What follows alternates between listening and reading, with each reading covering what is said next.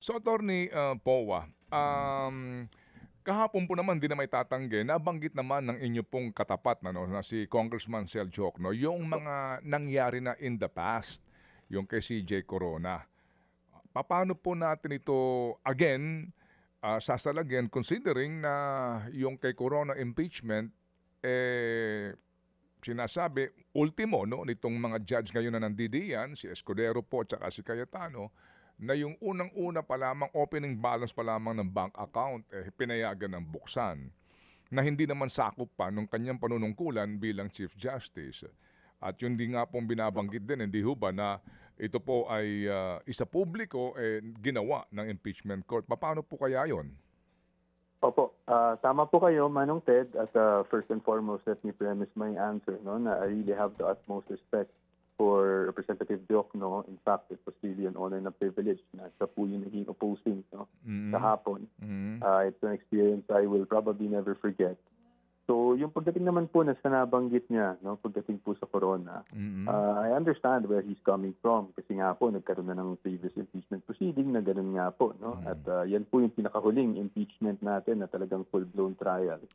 But ang punto naman na ni-raise namin kahapon, again, I'll just be factual kung anong ni-raise natin, is that yung nangyari kasi na yun, that predate yung Supreme Court decision, no, on Duterte versus the House of Representatives, kung saan inilatag na po ng ating Supreme Court kung ano lang ba talaga yung saklaw o sinasabi mong impeachable offense. At doon nga po sinabi ng impeachable offense ay mga offenses committed while the public officer is occupying an impeachable office and that it is in relation to his or her office. So, yun naman po ay desisyon na inilabas ng Supreme Court at na pagkatapos na ng Corona trial.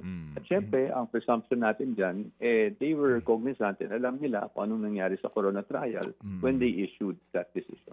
Kaya nga po sabi po ninyo, yan na nga po ngayon ay batas na, no? Kasi pinakahuling jurisprudence ika ninyo sa the same subject matter. Bagamat kinokontra again ng prosecution, no? Sa pagsasabi nga po nila na yung pag-appreciate natin daw iba. Pero i-fortify ko lang yung tanong ni Chacha kanina.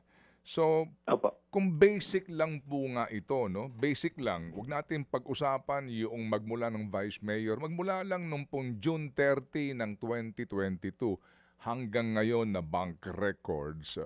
Clearly, yan po sakop ng kumbaga clearly yan po ay naaayon na sa batas.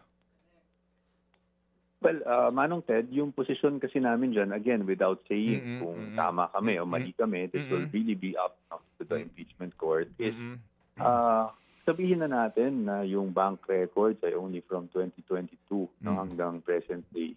Ang pananaw pa rin namin dyan is ayon sa aligasyon. No? Wala naman kasing sinasabi na pumasok kung anumang illegal na pera o anuman o hindi na deklarang pera sa naturang mga bangko. So, sa atin, it's still not directly alleged, no? Walang ganyang allegation to justify na buksan yung mga bangko. But again, that's just our position. Kaya I don't want to say na na siguradong tama kami or mali yung sinasabi ng kabila. It's really up to the appreciation of the impeachment court. Yan lang po talaga ang posisyon ng defense.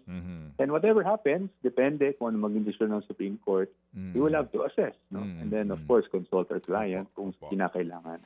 Mga kapatid, patuloy po kayong tumutok sa 105.9 True FM para sa totoong balita, impormasyon, music, and entertainment. Mag-subscribe sa aming YouTube channel at podcast at sundan nyo kami sa Facebook, Instagram, X at TikTok sa True Network PH. Bisitahin din po ang aming official website, truefm.ph.